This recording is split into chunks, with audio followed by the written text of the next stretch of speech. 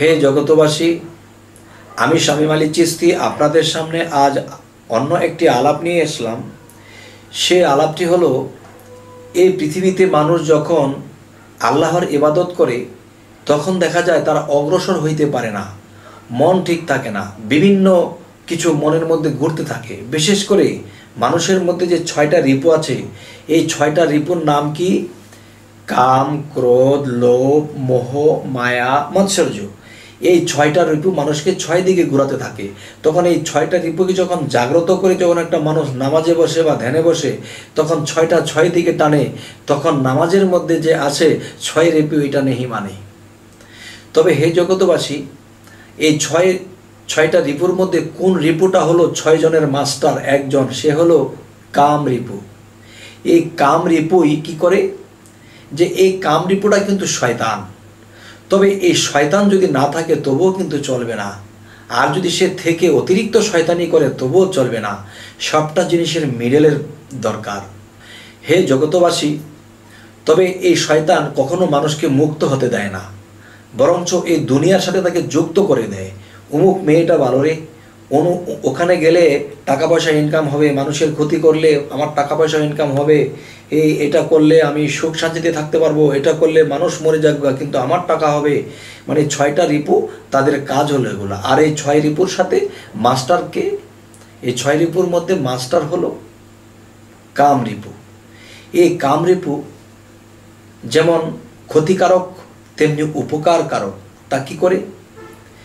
যেমন একটা শিশু বাচ্চা 3 বছর 4 বছর বয়স, তার কিন্তু কাম শক্তি নেই, তার মধ্যে শয়তানি শক্তি জাগ্রত নেই। আচ্ছা, তখন কি সে কিন্তু ভালো মন্দ বোঝে না। এটা করলে আমি উপকার পাবো, এটা করলে আমার হাতে দুনিয়াবি ধন সম্পদ হবে, সেটা করলে ভালো হবে, সেটা হলে খারাপ হবে, এই ভালো মন্দর জ্ঞান তার মধ্যে নেই। সে চকলেট পেলেই খুশি। তার মানে সে লোভও বোঝে না, সে ভালো মন্দ কিছু বোঝে না, যেভাবে চালায়, যেভাবে বলে এভাবেই চলে। তাহলে তার মানে বোঝা গেল তার মধ্যে যে আল্লাহ পরম সত্তা আছে তা জাগ্রত নয়, এবং তার মধ্যে যে শয়তান আছে সেটাও জাগ্রত নয়। জাগ্রত না হওয়ার ফলে তিনি অবুঝ। তবে যতদিন পর্যন্ত একটা মানুষের মধ্যে সে কাম শক্তি না আসতেছে ততদিন পর্যন্ত তিনি ভালো মন্দর পার্থক্য করতে পারবে না। তবে দেখা গেছে 3 বছর 4 বছরের একটা শিশুকে বলি, বাবু তুমি হাফ প্যান্ট পরো, তুমি শরীরটাকে পরিষ্কার রাখো, চেহারা ফ্রেশ করে রাখো, এভাবে নোংরাভাবে থেকো না, সে মাটিতে গড়ায়, সে যেভাবে খুশি সেভাবে চলতে থাকে। তখন দেখা যায় যে আস্তে আস্তে আস্তে আস্তে যখন ছেলেটার এই 8 বছর 10 বছর বা 12 বছরের মধ্যে পৌঁছালো, 12 বছরের মধ্যে যখন পৌঁছালো, তখন এই ছেলেটা আস্তে আস্তে দেখা যায় যে তাকে বলে দিতে হয় না মাথা আঁচড়াতে, তাকে বলে দিতে হয় না সুন্দর কাপড় পরতে। আস্তে আস্তে যখন 16 বছরের মধ্যে পৌঁছাতে লাগলো, তখন আস্তে আস্তে তার মধ্যে দেখা যায় যে তার মধ্যে সে কামের যে একটা শক্তি আস্তে আস্তে আসতে শুরু করলো। তখন সে ভালো মন্দ পার্থক্য করতে পারে, এটা ভালো, এটা মন্দ, এটা খুব সুন্দর। একটা মেয়ের দিকে তাকালে তার ভিতরে একটা জাগে যে মেয়েটা কত সুন্দর। এই সুন্দর বা এরকম বোঝার শক্তি আগে ছিল না, এখন কেন হলো? এখন তার মধ্যে কাম এসেছে, তার মানে কামের পাশাপাশি তার মধ্যে জ্ঞান এসেছে। তখন জ্ঞান আর কাম, ভালো এবং মন্দ দুটোই তার মধ্যে কাজ করতে শুরু করেছে। তাহলে বোঝা গেল এই কাম শক্তি যখন মানুষের মধ্যে আসতে শুরু করেছে, তখন তার জ্ঞান এবং ভালো এবং মন্দ তার মধ্যে প্রকাশ পাইতে শুরু করিয়াছে।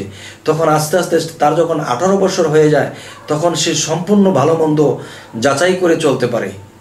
তবে বোঝা গেল যখন কামের আকৃষ্ট শয়তানি শক্তি যে জিনিসটা কামের সাথে মিশ্রিত রক্তের সাথে ওঠা বসা করতে শুরু করে, তখন তার মধ্যে আসে যে আমি একদিন বিবাহ করব, আমি একদিন বড় হব, অনেক উন্নতমান হব, এমন কিছু কাজ করতে থাকে।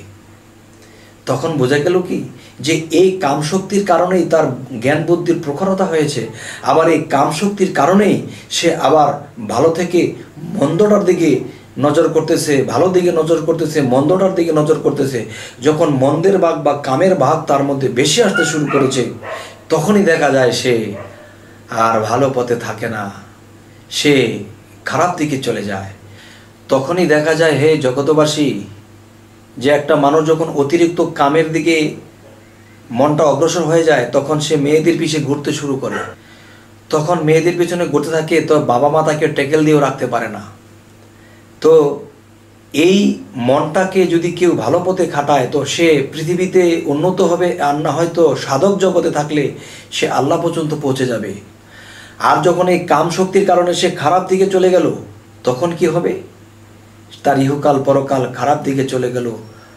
যদি ভাগ্য নসিব আল্লাহ ভালো রাখে, কর্ম যদি ভালো থাকে, তাহলে সে একদিন এই শক্তিটাকে নিয়ে সে উন্নত জায়গা চলে যাবে, আল্লাহর পর্যন্ত পৌঁছে যাবে। এই জন্য আল্লাহ এই পৃথিবীতে রোজার সিস্টেম করেছে। বেশি বেশি রোজা রাখো। এই রোজা যদি রাখতে পারো তাহলে তোমার সেই জিনিসের দমন হবে, পাশাপাশি নিরামিষ খেতে হবে। মাছ মাংস কম খেলে আর নিরামিষটা বেশি খেলে এবং রোজাটা রাখলে তখন সেই মানুষটা আস্তে আস্তে আস্তে কি হবে? আস্তে আস্তে মানুষটা ভালোর দিকে যাবে এবং মনটা ছয় রিপু দুর্বল হবে, তখন জীব দুর্বল হবে, তখন পরমাত্মা জাগ্রত হবে, তখন একদিন আল্লাহ পর্যন্ত পৌঁছে যাবে। হে জগতবাসী, আমাদের এই চ্যানেলের কথা যদি আপনাদের ভালো লাগে তাহলে আমাদের চ্যানেলের কথাগুলো আবার ফিরে পেতে আপনারা সাবস্ক্রাইব করুন, বাদ বাকি ভিডিওগুলো পেয়ে যাবেন ইনশাআল্লাহ। তো আজ এই বলেই রাখছি, সকলেই ভালো থাকবেন। আল্লাহ হাফেজ।